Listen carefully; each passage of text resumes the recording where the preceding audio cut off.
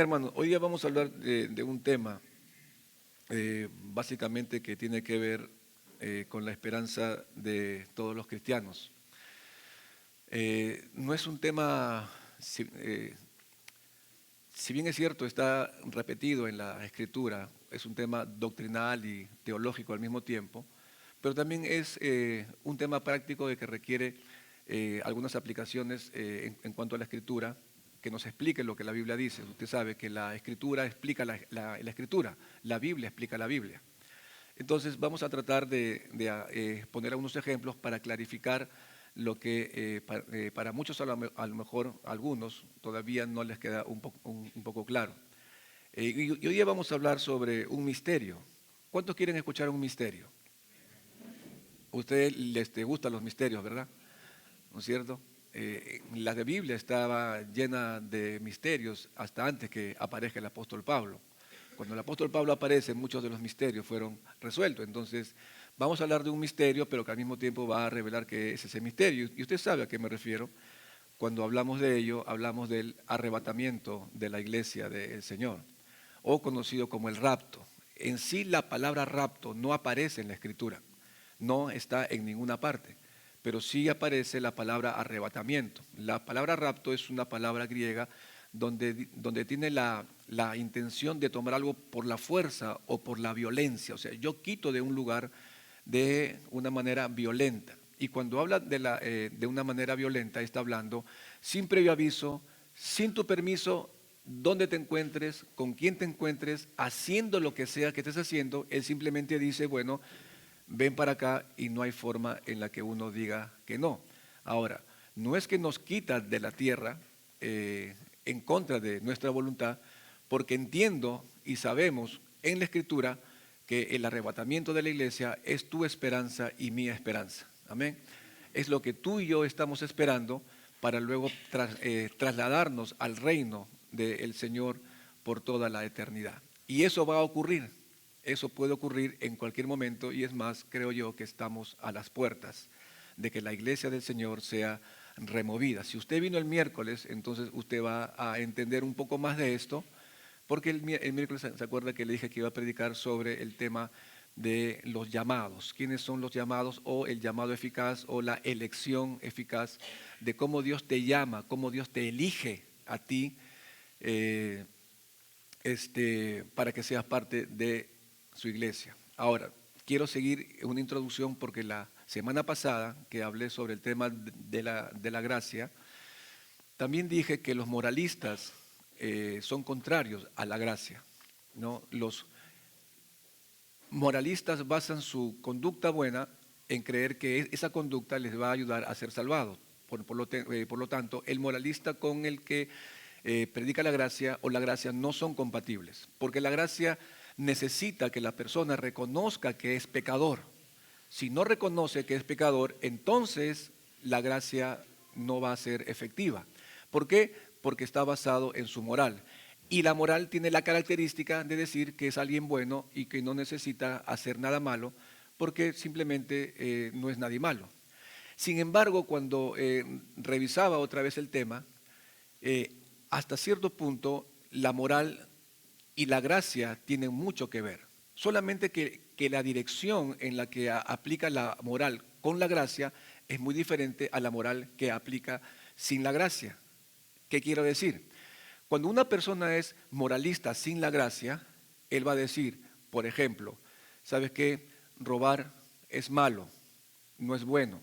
Simplemente es una actitud normal y natural. Pero cuando uno ha experimentado la gracia, también es un ente moral, porque Dios es un ser moral. Es más, los 10 mandamientos son las leyes de la ley moral. Entonces, cuando yo reconozco que soy pecador, entonces la moral cobra un sentido diferente. ¿Por qué? Porque ahora yo voy a decir, robar no solamente está malo, sino que robar ahora ofende a Dios. Ahora, quebrantar la moral, no solamente voy a decir, estoy haciendo algo que me compromete a mí mismo, sino que también ahora yo voy a decir, ofende a Dios, pero también ofende a mi hermano. Entonces, hay una diferencia grande, no sé si la ha captado. La moral sin la gracia simplemente te hace buena persona. La moral con la gracia hace que tu vida viva en santidad. Son cosas diferentes. ¿Amén? ¿Cerrado el caso? Caso cerrado entonces. Muy bien. Entonces, ahora vamos a entrar al tema que le dije en 1 Corintios, búscalo en su Biblia, no lo van a proyectar ahí, pero búsquelo en su Biblia en 1 Corintios capítulo 15. Es un texto que es muy conocido por todos.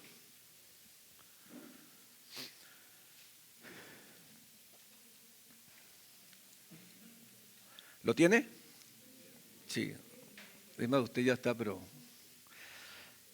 Versos 51 al 53 dice, He aquí os digo un misterio, no todos dormiremos, pero todos seremos transformados en un momento, en un abrir y cerrar de ojos a la final trompeta, porque se tocará la trompeta, dice, y los muertos serán resucitados incorruptibles. Y nosotros seremos, dice, transformados, porque es necesario que esto corruptible se vista de incorrupción y esto moral se vista de inmortalidad. Entonces, cuando nosotros estamos observando que Pablo está diciendo, aquí os digo un misterio, misterión, ¿no es cierto? Se refiere a una verdad que estaba oculta, pero que ha sido revelada por Dios, especialmente en el Nuevo Testamento. Dice, no se trata de algo inherentemente incomprensible, sino de una verdad que antes estaba velada y ahora es accesible a través de la revelación divina. Algo así como las parábolas. ¿Usted se acuerda cuando Jesús hablaba de las parábolas? Las parábolas eran ejemplos naturales que trataban de explicar una revelación divina. Por eso es que cuando Jesús hablaba sobre la semilla, que era la palabra, utilizaba asuntos cotidianos de las personas para dar a demostrar algo espiritual. Entonces Pablo dice que este misterio es un misterio que está siendo revelado a través de la revelación que él había tenido. Pero claro, cuando uno mira el Antiguo Testamento, el arrebatamiento, si lo leemos bien, no era tanto así, tan rígidamente como un misterio, aunque es un misterio. Porque el arrebatamiento ya había ocurrido en el Antiguo Testamento por lo menos un par de veces. Usted sabe, Elías fue arrebatado, ¿no es cierto? Y se fue en carro de fuego al cielo. El otro que fue arrebatado se llama Enoc. Dice, y caminó Enoc con Dios y Dios se lo llevó. No lo encontraron nunca más. Otro que fue arrebatado temporalmente fue Felipe. ¿Se acuerdan cuando lo llevó del Espíritu al desierto para que predicara? ¿No es cierto? Otro también fue, como dice la hermana, el apóstol Pablo, pero fueron raptos parciales, temporales, no eran arrebatamientos totales, donde te desapareces y te buscan, como sucedió con Elías, que lo arrebataron y fueron a buscarlo una centena de soldados y nunca lo encontraron.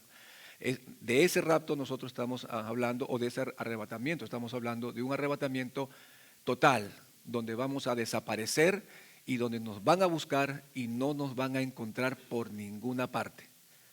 ¿Dónde estaremos? En la presencia de Dios, donde no hay WhatsApp, donde no hay FaceTime, donde no hay videollamadas, Zoom, para que se comuniquen contigo y te digan, aquí estoy, tranquilo, que estoy en el cielo. No, simplemente será el desconcierto de todas las naciones de la tierra y de los grandes líderes mundiales que no sabrán qué hacer ante la desaparición de cientos de millones de personas vivas juntamente con la resurrección de miles de millones de personas que han muerto hace mucho tiempo atrás. Esa es tu esperanza, esa es mi esperanza, por lo tanto ahí tenemos que ir. Entonces,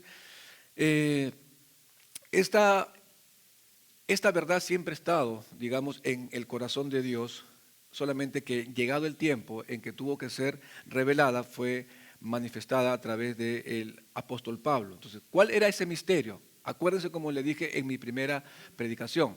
Esta carta, cuando hablamos de los romanos, la carta a los romanos estaba dirigida a los romanos. Y esta carta a los corintios está dirigida ¿a quién? A los corintios. No estaba dirigida a usted, no está dirigida a mí.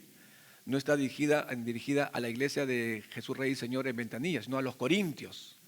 A los corintios. Pablo le está hablando a los corintios en su contexto en el que ellos estaban ahí. Entonces, Si para ellos era un misterio, entonces póngase a pensar ustedes, ¿cuántas preguntas no habrán surgido en el corazón de ellos? O sea, por primera vez en su historia o en su vida eclesiástica, ellos estaban preguntándose un misterio. Y cuando le comenzó a decir todas aquellas cosas que iban a ocurrir, definitivamente tienen que haber surgido muchas preguntas. Ante misterios, ¿usted no se hace preguntas? Cuando algo no le queda claro, ¿usted no hace preguntas? Definitivamente sí. Y eso es lo que ellos estaban diciendo. Por ejemplo, cuando Pablo dice, no todos dormiremos, ellos dirían, ¿dormir? ¿A qué se refiere con este dormir? Luego, otra de las preguntas que ellos podrían decirse, ¿a quién se refiere con esa palabra que no todos van a dormir? ¿O qué significa la palabra dormir? ¿Qué significa ser transformados? ¿A qué se refiere? ¿A todo el mundo, a toda persona que vive sobre la faz de la tierra? Eran preguntas obvias, eran preguntas normales que cada cual se haría. Entonces, cuando Pablo comienza a explicar, nosotros que ahora tenemos ya la revelación del Nuevo Testamento, podemos entender que cuando dice que no todos dormiremos, no se está refiriendo a todas las personas del mundo y no a todos los que han vivido sobre la faz de la tierra en toda la historia humana. No se está refiriendo a los que duermen, a los que están vivos en la actualidad, no se refiere a todas las personas en la tierra, sino que se limita por su contexto. Acuérdense, el contexto rige la interpretación. Si yo conozco el contexto, voy a poder interpretar bien. Entonces, se limita por el contexto y esa palabra, no todos dormiremos, se está refiriendo directamente a la iglesia del Señor, a los llamados, a los escogidos. No todos van a dormir, quiere decir que un grupo sí va a dormir. Y vamos a explicar eso por un instante. Ahora, no todos duermen, significa, no todos van a morir. No todos van a morir. O sea, no van a morir. Para el apóstol Pablo y para la Escritura, la palabra dormir, ¿no es cierto?, no es tan rígida como la palabra muerte en sí misma, aunque estamos muertos, pero la Biblia llama de dormir. ¿Cuál es la diferencia entre morir y dormir? Ninguna. Solamente que la palabra rígida en cuanto a la muerte, simplemente lo que hace es no traer esperanza. Cuando John MacArthur en sus últimos minutos de vida dice que vinieron sus hijos y dice que con una sonrisa les dijo unas palabras: oh muerte, ¿dónde está tu victoria?, dijo. Y luego murió o durmió, ¿no es cierto? Él se despidió de sus hijos con esas palabras.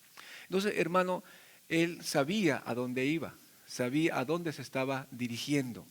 Y es muy importante, hermano, que nosotros entendamos que para la Biblia el morir es en realidad dormir. Y luego los que están muertos, ¿no es cierto?, ellos van a despertar algún día. Vuelvo a repetir, limitado todo en el contexto que le está hablando a la iglesia, o sea, a usted y a mí. Tenga esperanza por algún familiar que ha muerto, porque en realidad no está muerto, está dormido. D.L. Moody decía: el día que yo me muera, no le hagan caso a las noticias diciendo que estoy muerto. Más bien estoy más vivo que nunca, solamente que estoy en una nueva versión, dice, ¿no? Entonces, para el cristiano, morir realmente es dormir. Para el que no es cristiano, morir realmente es morir, que es muy diferente. Entonces, hermano, esto es muy importante porque luego dice que los muertos en Cristo van a resucitar primero, eso lo vamos a ver después. Luego los que quedamos seremos arrebatados y seremos transformados juntamente con ellos para recibir al Señor en el aire. ¿Qué significa esto? Esto significa que la iglesia completa será removida. La iglesia completa. Ruego a Dios que todos los que estemos aquí presentes seamos de la iglesia del Señor, los llamados del Señor. Porque la iglesia será removida, no solamente la iglesia en el sentido nominal, denominacional, sino que la iglesia en todo el mundo, ¿no? El cuerpo de Cristo está por todas partes de la tierra, en todos los lenguajes, en todos los idiomas, en todas las razas, culturas, clases sociales, usted sabe, ¿no? Estar por todo el mundo. Y ese arrebatamiento va a suceder en el mismo instante y todos desaparecerán de la tierra, causando un caos a nivel mundial sin precedentes. No habrá ningún tipo de explicaciones, no habrá forma como explicar la desaparición de tantos cientos de millones de cristianos. Ahora, quiero aclarar también un poquito la palabra dormir, porque la palabra dormir, algunas sectas religiosas las han utilizado para explicar lo que ahora voy a decirles. Por ejemplo, los adventistas del séptimo día, los que guardan el sábado, dice, los creyentes entran o entramos en un estado de sueño. La doctrina del sueño del alma es seguida por algunos grupos religiosos, como los adventistas del séptimo día, donde dice que ellos afirman que después de la muerte el alma de un creyente entra en un estado de inconsciencia o sueño sin conciencia ni actividad hasta la resurrección final. Eso es lo que ellos piensan. Una vez que usted muere, duerme, ellos creen que el alma entra en un estado de inconsciencia total donde ya simplemente no se acuerda de absolutamente nada. Los testigos de Jehová dicen, tienen un punto de vista donde dice, cuando alguien muere, el espíritu o la fuerza vital deja de animar las células del cuerpo, así como una luz se extingue cuando se apaga la electricidad. Cuando la fuerza vital deja de sustentar al cuerpo humano, el alma del hombre muere.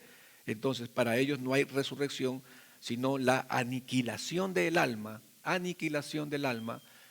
y la esperanza de que solamente 144,000 personas serán salvadas entre cientos de millones de personas que hay. Por eso que usted lo ve a ellos predicando el evangelio, bueno, dice que evangelio, no sé qué están predicando, pero ellos siempre están volcados a las calles, ¿no?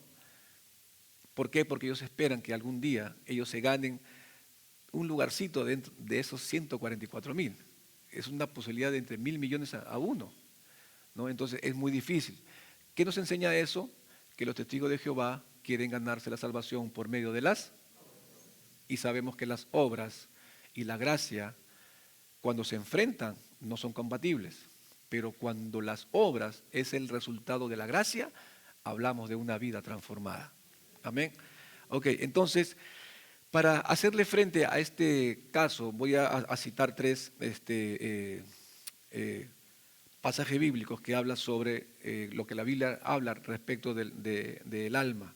Por ejemplo, ¿usted se acuerda en Lucas capítulo 16, el hombre rico y Lázaro? ¿Usted se acuerda? Cuando los dos, uno muere, el otro duerme. Lázaro es llevado al seno de Abraham, que en ese entonces era el paraíso, y luego el rico es llevado, ¿no es cierto?, al Hades, porque en ese entonces había un solo lugar, solamente que era separado por un abismo. Aquí estaban los condenados del Antiguo Testamento, en los cuales estaba Lázaro, y en el otro lugar estaban los justos del Antiguo Testamento, donde estaba Lázaro. Pero lo interesante de esto es que hay una conversación entre ellos. La conversación era que este hombre rico le decía a Lázaro, Lázaro, moja por lo menos tu dedo con agua en mi lengua, dándonos a entender de que él estaba consciente de la necesidad o estaba expresando una necesidad en ese momento. Luego él habla y le dice, Señor, ¿sabes qué, Padre Abraham? Déjame que yo vaya a mis hermanos para que yo les diga, porque de repente si se levanta un muerto ellos creerán. Era consciente que tenía hermanos. O sea, en otras palabras, uno no pierde la conciencia cuando muere. Uno no pierde la conciencia y el lugar donde está cuando muere. Solamente cambió de una situación a otra situación. Los hermanos que han muerto y que están en la presencia del Señor saben perfectamente que tú eres su hijo, tú eres su esposo, tú eres su esposa, tú eres su hermano. Ellos están conscientes plenamente con quién vivieron, con quién estaban, quiénes son sus... claro que lejos del dolor y del pecado, pero son plenamente conscientes. Luego otro ejemplo es que cuando Jesús estuvo en la cruz y estaba bueno, hay algunos que le dicen el ladrón bueno y el ladrón malo, ¿no? Yo no sé qué ese ladrón es bueno. Si te roban es malo, definitivamente, ¿no? Más bien digamos el ladrón justificado, que es diferente, ¿no? Entonces habían estos dos personajes y uno de ellos le dijo, Señor, acuérdate de mí cuando comiences a reinar. ¿Qué le dijo Jesús? Primero entrarás en un estado de sueño y luego pasará un tiempo y yo te voy a despertar. No, le dijo, hoy estarás conmigo en el paraíso. No, no mañana, no de aquí a 500 años cuando ya te despiertes, sino ¿cuándo?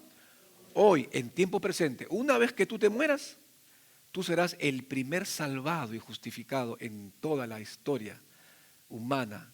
El primero que entró al cielo no fue un sacerdote, fue un ladrón. Y esa es la gracia de Dios por encima de la religión. Entonces, él estaba presente.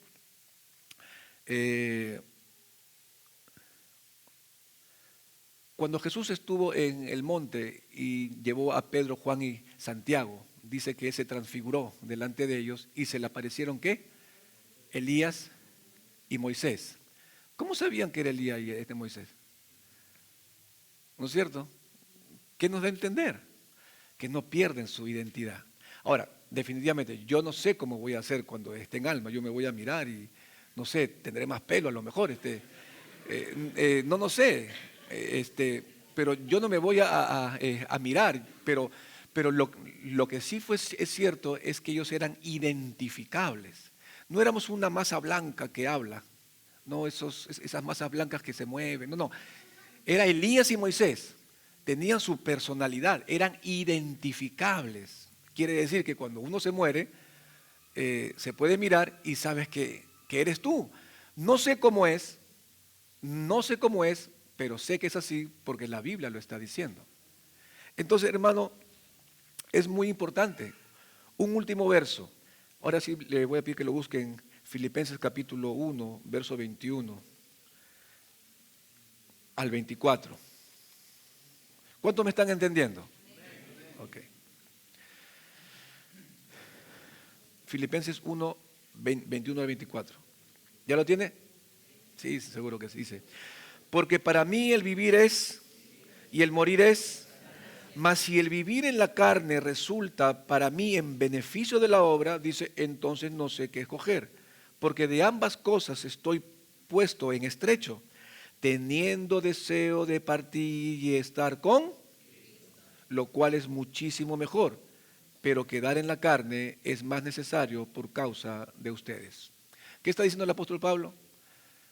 Que sabe que para mí el vivir es Cristo y el morir es ganancia. Dice, estoy puesto en estrecho. Si yo me quedo es por ustedes. No tengo otra razón. No es que me quedo para ir al estadio o para ir, no sé. Yo, la única razón por la cual yo quiero quedarme es para trabajar con ustedes en la obra y seguir dándoles enseñanza bíblica a fin de su edificación. Pero si me muero, lo cual es muchísimo mejor, dice, voy a estar con Cristo. O sea, uno muere o duerme y a la primera persona que va a ver es Cristo mismo. Vendrán ángeles el día de su muerte y se lo van a llevar a la presencia misma de Dios y lo va a poder ver cara a cara. Hablar con Él, conversar con Él, seguramente, no sé, algún día lo experimentaremos todos, pero estará allí delante de su presencia. Entonces, imagínense ustedes lo que Pablo le estaba diciendo a los corintios.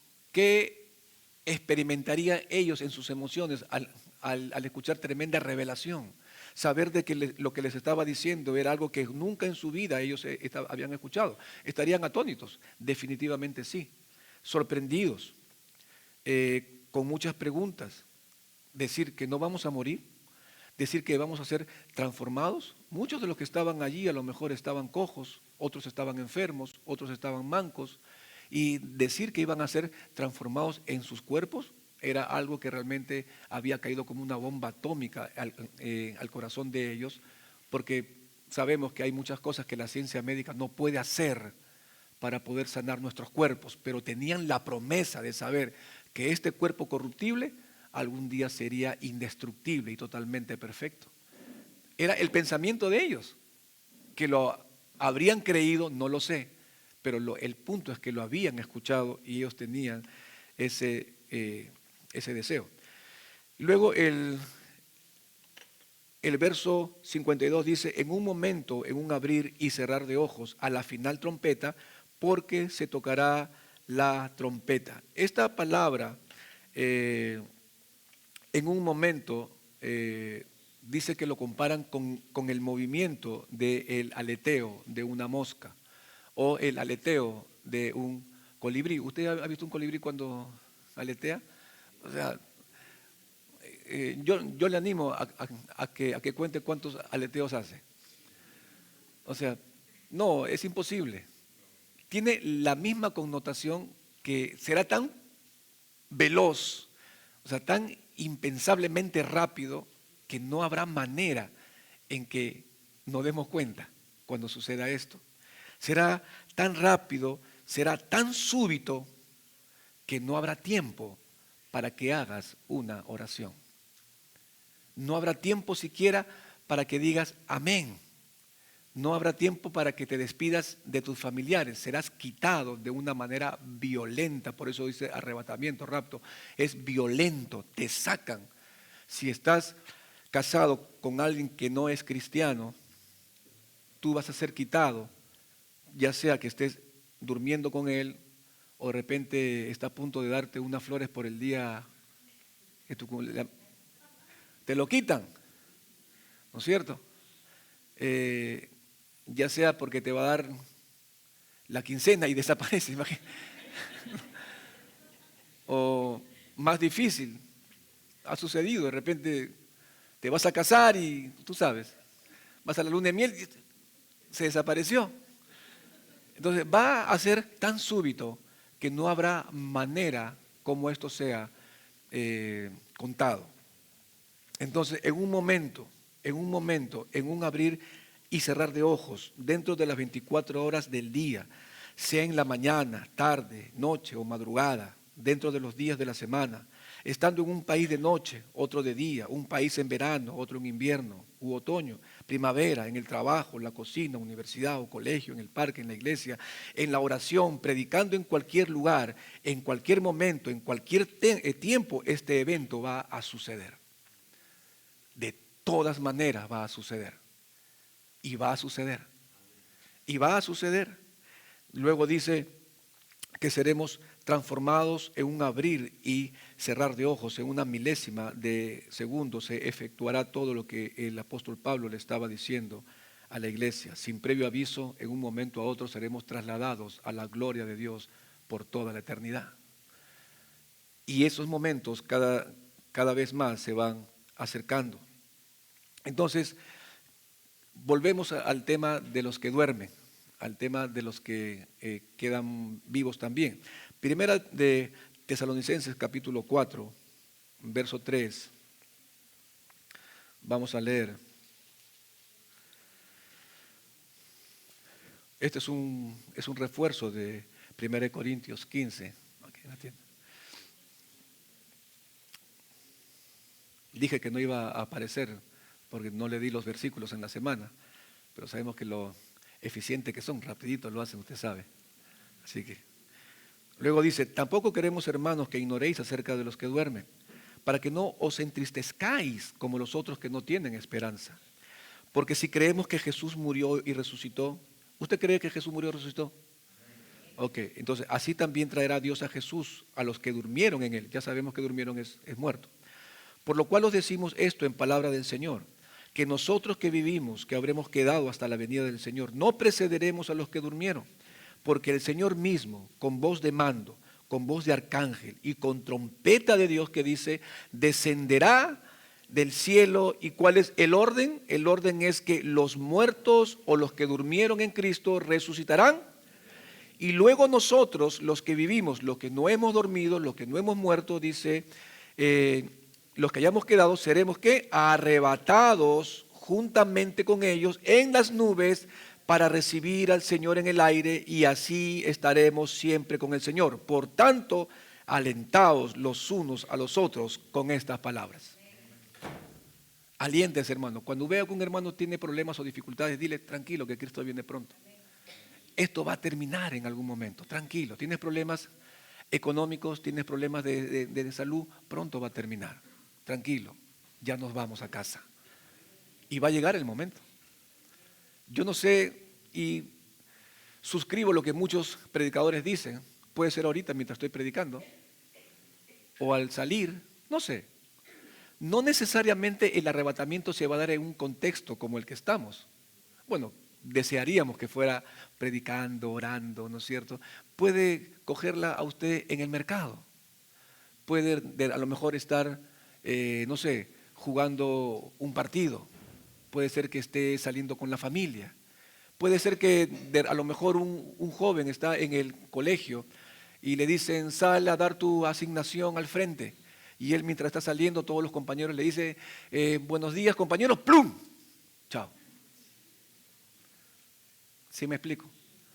O en un matrimonio, mientras el pastor está predicando y los invitados que no son creyentes está allí cuando dice, bienvenidos a todos, adiós.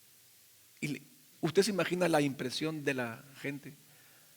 ¿Usted se imagina lo que va a suceder con esos aviones cuando no hay cristianos? Usted va a ver cuando alguien prende la candela y sale el gas y no pone el fósforo, el gas sigue saliendo. Si está en un edificio, imagínese usted, ¿qué sucedería si en La Pampilla hay un cristiano y es el encargado de todo eso? Va a haber un caos a nivel mundial sin precedentes y una destrucción, choque de autos por todas partes, aviones cayéndose por todas partes. El mundo entrará en una crisis que ningún cineasta, ni el más cineasta extraordinario como Steven Spielberg, podrá reflejar la calamidad que se va a vivir, porque los juicios de Dios habrán llegado. Pero primero se lleva a su iglesia y luego el mundo experimentará lo que el mundo siempre quiso, eliminar a Dios de sus vidas. Eso es lo que tanto quisiste, eso es lo que te daré ahora. Hermano, esto debe ser esperanza para nosotros, pero también tristeza para los que no conocen. ¿A qué nos lleva? A predicar, a hablar del Evangelio, a hablar de su misericordia todo el tiempo. Entonces, los muertos en Cristo entonces resucitarán primero. Como ya dijimos, que los muertos en Cristo son los que están durmiendo. Ahora, ¿quiénes son los muertos en Cristo? Los muertos en Cristo son los muertos en Cristo. Son los que resucitarán primero. No van a resucitar los santos del Antiguo Testamento junto con los muertos en Cristo. Porque los santos del Antiguo Testamento no van a resucitar. Por eso dice bien claro, los muertos en Cristo. A partir del primer cristiano que murió después que Cristo resucitó hasta nuestros tiempos, ellos van a resucitar. Quiere decir que ni David, ni Salomón, ni Abraham, ni Isaac, ni Jacob van a participar de esta resurrección, porque ellos no murieron en Cristo. ¿Sí me explico? Ellos tendrán otra resurrección que ahora lo vamos a leer. Entonces, los muertos en Cristo van a resucitar primero. Y esto es muy importante que nosotros lo sepamos. Ellos no van a participar. Entonces, pastor, ¿cuándo van a resucitar los santos del Antiguo Testamento? También quiero aclarar de que los santos, como a quienes que les he mencionado, al no ser parte del cuerpo de Cristo, tampoco son la novia de Cristo. No son la esposa de Cristo. Ellos tendrán otro papel dentro de la agenda de Dios, pero los santos del Antiguo Testamento no son la novia ni la esposa de Cristo. ¿Sí me explico? Ok. Daniel capítulo 12, verso 1 y 2. Daniel 12, 1 y 2 dice, en aquel tiempo se levantará Miguel, el gran príncipe que guarda a los hijos de tu pueblo, y será un tiempo de angustia, cual nunca hubo desde que hubo nación hasta entonces, y en aquel tiempo serán rescatados tu pueblo y todos los que se hayan escritos en el libro. Muchos de los que duermen en el polvo de la tierra despertarán, estos para vida eterna, pero otros para vergüenza y desprecio eterno. Ahí está la diferencia entre los que mueren en Cristo y los que serán resucitados después de la tribulación. ¿Ok? Entonces, el orden es este. Primero van a resucitar los que han muerto en Cristo y luego seremos arrebatados. Hay un orden anterior a ese, que es que Cristo fue primicia de los que han muerto. Él fue el primero en resucitar. Y como Él resucitó, entonces los muertos en Cristo resucitan primero y luego seremos arrebatados los que quedemos vivos. Entonces dice, y luego los que vivimos, los que hayamos quedado, seremos arrebatados juntamente con ellos en las nubes, ojo con esa palabra, para recibir al Señor en el aire, y así estaremos siempre con el Señor. Entonces, este evento marcará el fin de una era. ¿Cuál es ese fin? Habrán dos fines: el fin de la gracia y el fin de la iglesia. El fin de la gracia en el sentido que la salvación ya no se efectuará por arrepentimiento, sino que la salvación se efectuará a través de tu propia muerte. Tú tendrás que morir por causa de tu propia salvación. Tú vas a tener que ofrendar tu vida para salvarte, porque el tiempo de la gracia habrá terminado. Se acaba la gracia por la salvación en la justificación y al mismo tiempo la iglesia es removida. El Espíritu Santo no se va de la tierra, como algunos dicen por ahí, no se va de la tierra. Él seguirá operando en esta tierra, convenciendo a la gente de sus pecados. Les animará y seguirá siendo predicado el Evangelio, declarando a Jesucristo como el único Señor, solamente que con la diferencia es que Él ya no efectuará el nuevo nacimiento en la persona, sino que le impulsará a dar su cuello para que le corten la cabeza por causa del Evangelio. Ellos tampoco pertenecerán a la iglesia de Cristo, ni serán la esposa tampoco, porque ellos serán salvados. ¿Sí me explico?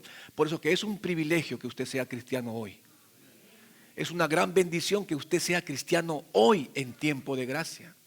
Y es en tiempo de gracia donde usted va a experimentar las bendiciones de Dios más grandes que de los del Antiguo Testamento y de los que son salvados después de la tribulación. Eso es lo que consiste la gracia del Señor para nuestras vidas. Ahora, seremos removidos. Ahora dice que nos juntaremos con Él en las nubes. Es un pequeño grupo de miles de millones de cristianos de todos los tiempos, a partir, vuelvo a repetir, de los que son muertos en Cristo. Pero nos dice de que nos encontraremos con Él en las nubes. Usted ha ido en un avión, ¿no es cierto?, cuando pasa por las nubes. Dice, ¿cómo nos encontraremos ahí?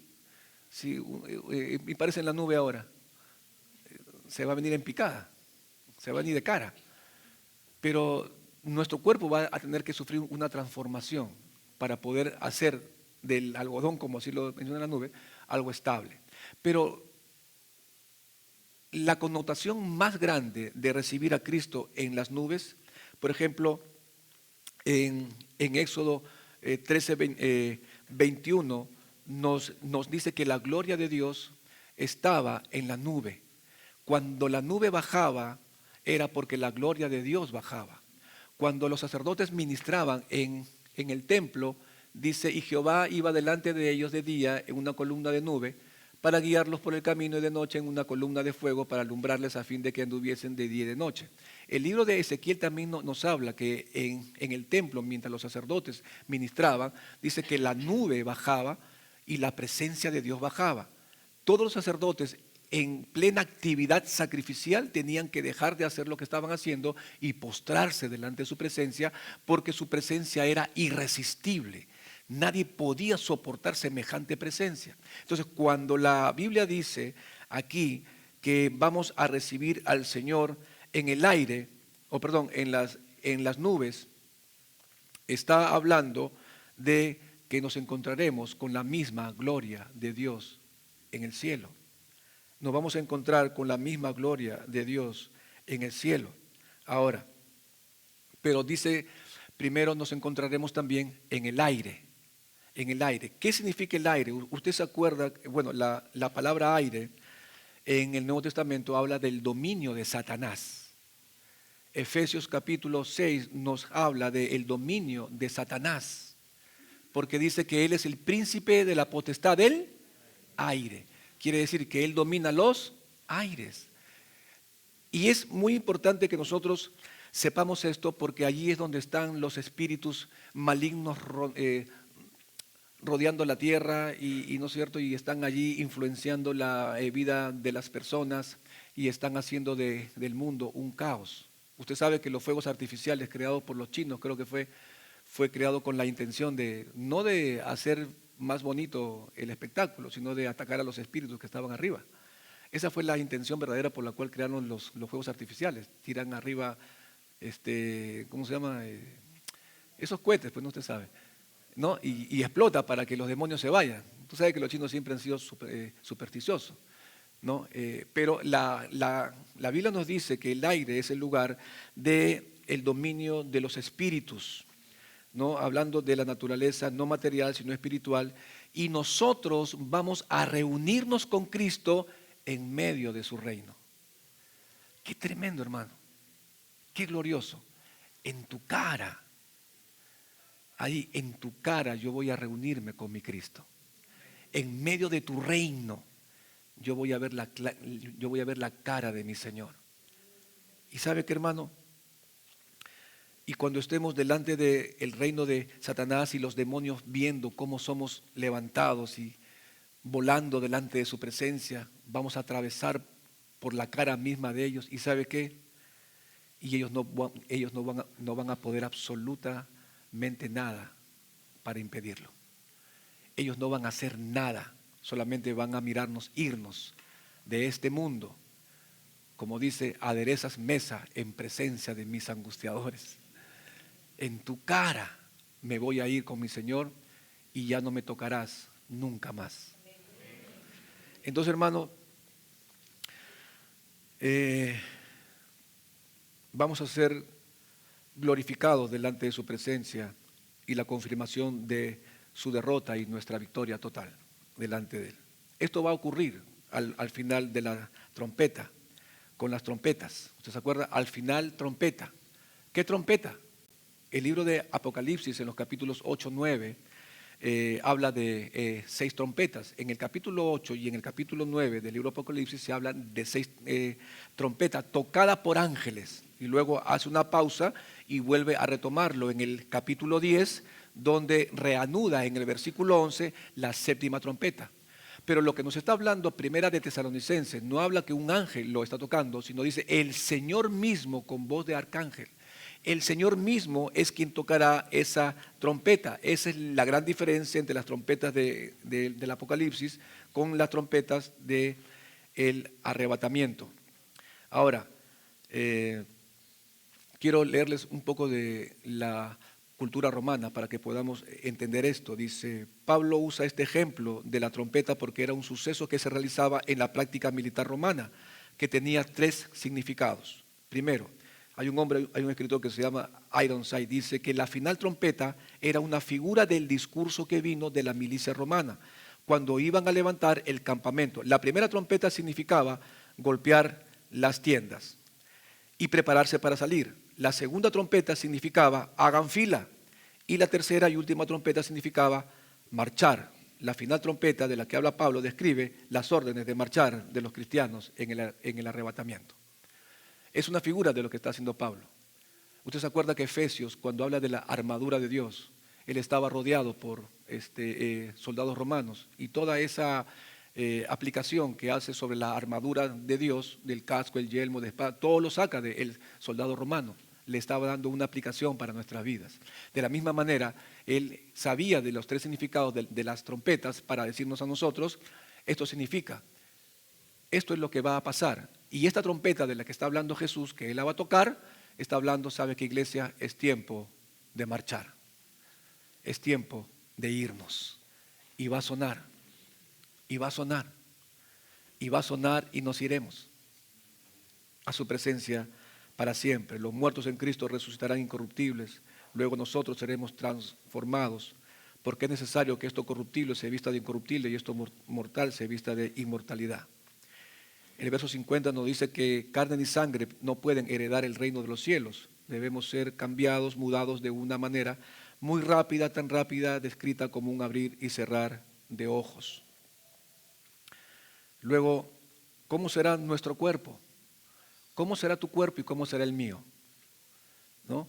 ¿Cómo será tu cuerpo? Mucho mejor que los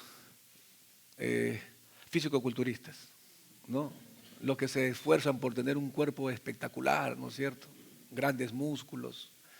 Sí, amén por eso. Pero igual se va a deteriorar tarde o temprano. Gózalo ahora mientras puedas. Un día ya no vas a gozar nada. Si es que todavía seguimos vivos y llegamos hasta edades avanzadas.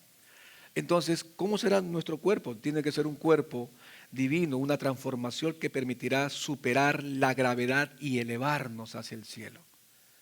Entonces, ¿cómo será nuestro cuerpo? Como el de Cristo. Como el de Cristo. ¿Cómo era el cuerpo de Cristo? Podía traspasar paredes, podía elevarse, podía bajar. Tranquilo, también vas a comer. Porque dice que cuando Él resucitó de entre los muertos, se fue a buscar a los discípulos y le dijo, ¿tienen algo que comer? Sí, le dijo, tenemos ahí medio pescado que nos ha quedado y un poco de miel, y dice que lo comió delante de ellos. Ya Él comió porque quería demostrarles que era Él, era un cuerpo. Él no comía por ansiedad o porque estaba traumado o porque la había pasado mal y estaba ansioso. Él comió para demostrarles que si quería comía o si no quería, Él no comía. Ya no habrá esa desesperación. ¿No es cierto? Que acabe el culto y corremos rapidito a la tienda o vamos donde la tía Veneno o de Alicia Burger, no sé cómo se llama acá, pero desesperado va a comer. No. Paréntesis, hermano, cuide su cuerpo, porque es templo del Espíritu Santo. Pastor, pero si al final se va a transformar. Total, vamos a meterle todo lo que puede entrar. No, cuide su cuerpo, hermano, porque Dios no va a utilizar un cuerpo enfermo. La unción es mayor al cuerpo. Y si su cuerpo está mal, entonces Dios no lo va a poder utilizar. ¿No es cierto? Hágase sus exámenes siempre anualmente y chequéese cómo está la sangre, el colesterol y usted sabe, glucosa, ese tipo de cosas. Y coma sano. Yo no digo que no se dé sus gustos por ahí, alguna cosita, sí de vez en cuando, pero que no sea su comida todo el tiempo. Cuide su cuerpo, es importante. ¿Ya?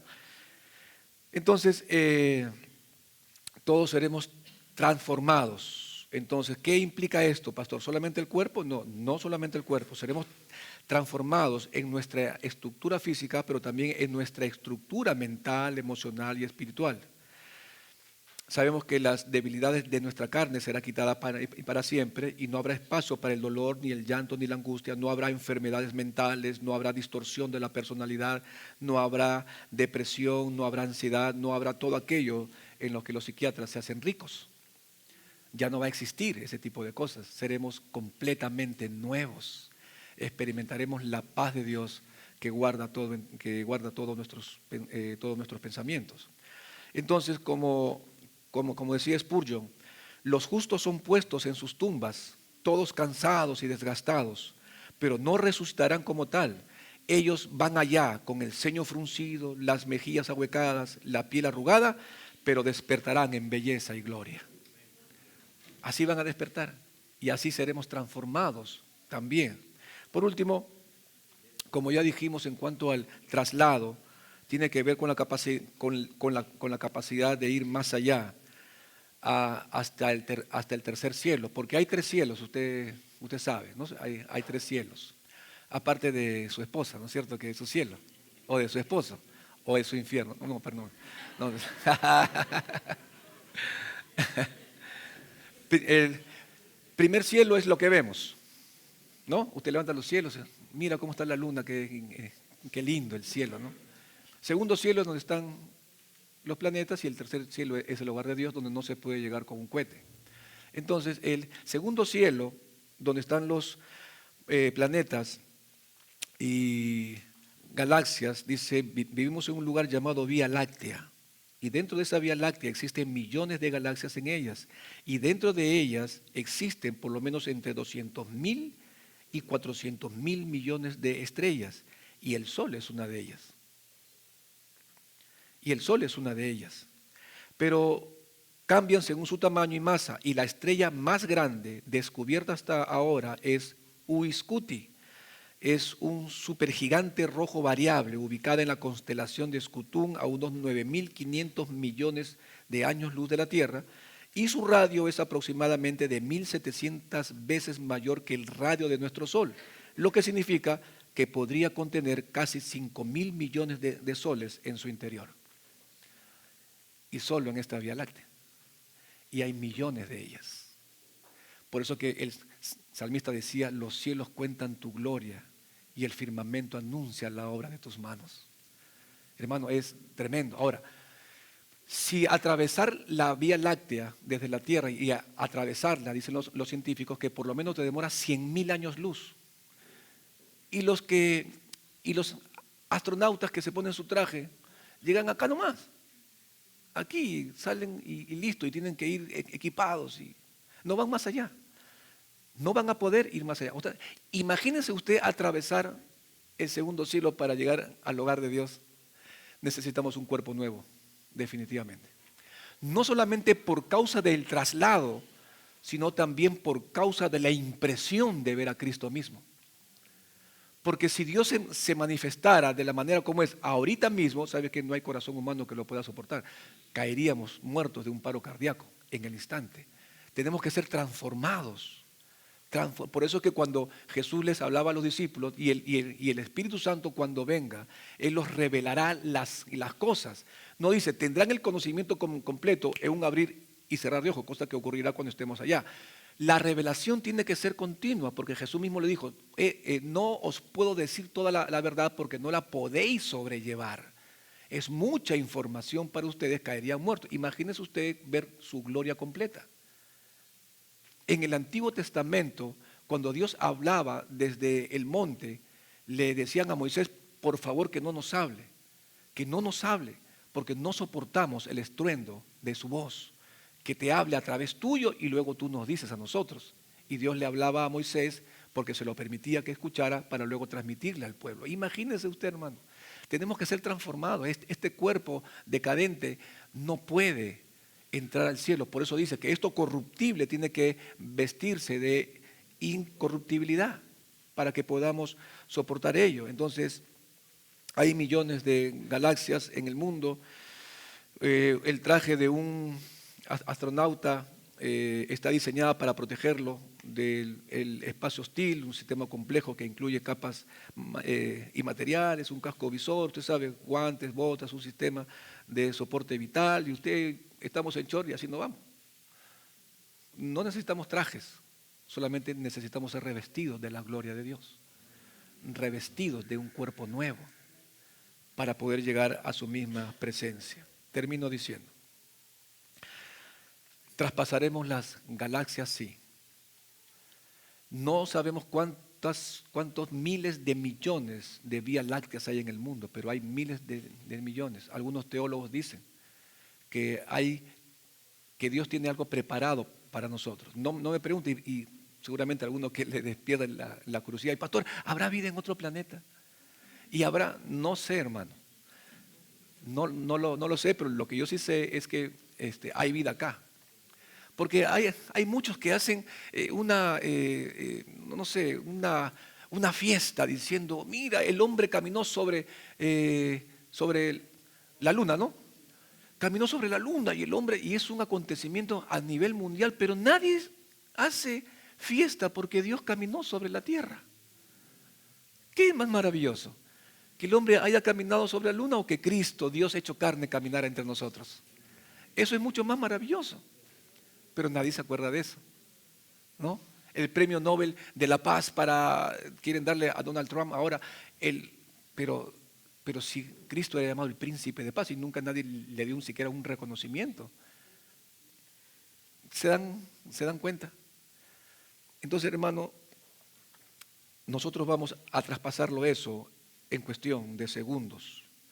Por eso que la obra de Dios y de Cristo, por su obra, en nosotros merece la alabanza y el poder y todo lo que podamos expresarle con nuestras vidas. Todo eso lo logró en una cruz muriendo por nuestros pecados. Todo eso lo logró pasando la vergüenza más grande que cualquier ser humano haya pasado sobre esta tierra. avergonzado, humillado, abandonado, el Hijo de Dios, estando en su gloria eterna, decidió humillarse, como dice el libro de Filipenses, haciéndose obediente hasta la muerte y muerte de cruz. No solamente se humilló haciéndose hombre, una vez que se hizo hombre, se siguió humillando aún más porque se hizo siervo. Cuando le lavó los pies a los discípulos, cuando le escupían y no respondía, cuando le daban de bofetadas y él no respondía. Cuando vino, estaba delante de Herodes y quiso hacerle preguntas y le dijo que es la verdad y él estaba callado. Y le dijo, tú eres el Mesías, tú sabes que para esto he venido. Vino otro y le metió una cachetada al Señor en la cara. Dijo, si yo he hecho mal, dímelo. Y si no hice mal, entonces ¿por qué me pegas? ¿Se dan cuenta que en ese momento el Hijo de Dios pudo haber mandado a sus millones de ángeles y exterminarlos en el acto? Cuando él estaba allí y dijo, Pedro, guarda tu arma, le dijo. ¿No sabes tú que yo puedo mandar llamar a una legión de ángeles? Una legión de ángeles son como 12,000 ángeles. Cuando un solo ángel mató a 185,000 personas en el Antiguo Testamento, no necesitaba una legión, solo uno. Y uno que a lo mejor recién se estaba graduando. Tráeme a ese ángel que recién ha terminado media, tráelo para acá para que mate a todos estos. Pudo haberlo hecho, pero no lo hizo. ¿Por qué? Porque él tenía que morir. Tenía que morir para que tú puedas vivir. Tenía que morir para que tú puedas vivir y tenía que resucitar para que tú tengas la esperanza que cuando mueras o duermas, también resucites con él. Esa es nuestra esperanza. Esa es la esperanza de todos los hijos de Dios. Y entonces termina y estaremos siempre con el Señor. Amén.